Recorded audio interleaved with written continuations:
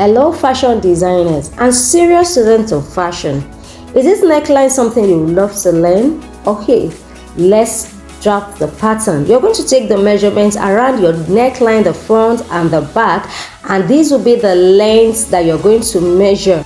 Add 2 to 3 inches to that. The width of the collar is 1 inch. I'm adding 3/4 of an inch to it. Then just mark it like so and draw your line. So we have like a rectangular line that is, the length, which is 15 inches in this case, plus by 1/3 of an inch. Then you want to mark the point where the V is going to form, or the star shape is going to form on the neckline. To get that point, measure from the center back through the back, then to the point where you want the V to be. In my own case, I want it to be somewhere 4 inches below in the front. So plus the 3 inches I have at the back, that's 7 inches. I mark that point, and on either side of that point I measure half an inch, draw a 1 inch line down, and then draw the V shape like so. So as easy as that, our pattern is ready. We're going to use this pattern to cut out our fabric. That point where we'll have the V shape is on fold.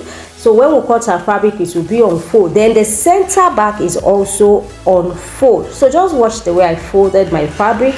I'm cutting everything on folds together. So just place your fabric like so, place the pattern on top, cut out the V shape. Okay, and then because it is Aso-Oke and it's phrased a lot, I added a lot of extra at the edge, because apart from the 3/4 of an inch that I've added as seam allowance, I added that extra. So now I'm going to stitch that V shape. It's 2 of these, so just stitch around it, and then you're going to notch it so that you can turn it perfectly. Okay, then turn it to the other side, iron it flat, make sure that everything is as it should. So when I first drafted my pattern, I did not have enough excess to it, so I had to add it later on. So make sure that the length you eventually get is much more longer than the length you need to go around your neckline, so that you have the excess to tuck inside.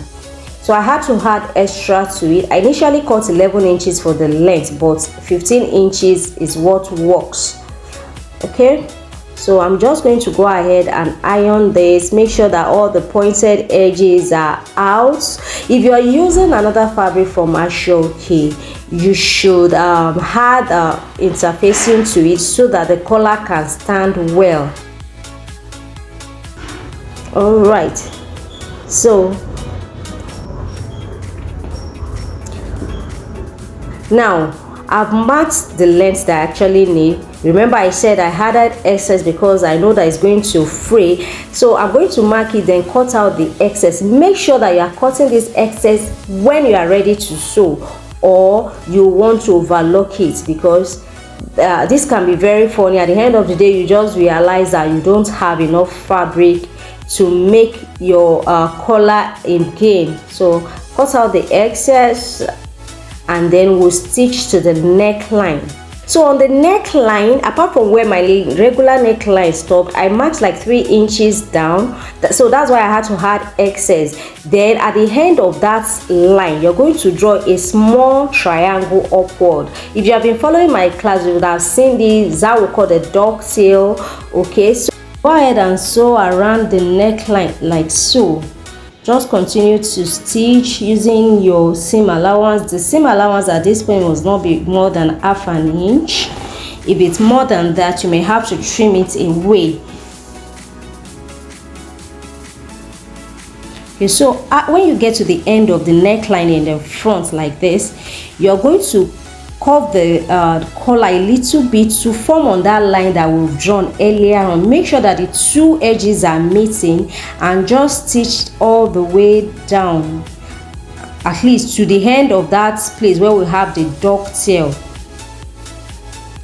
So the distance between this stitch must be like half an inch, so that the 2 together is 1 inch. which is equal to the width of the collar. If it's not up to the width of the collar, we won't be able to turn it inside. So when you are done, just cut out that straight line, then cut out your triangle, put the collar inside like so, stitch down your dovetail, and we're good to go.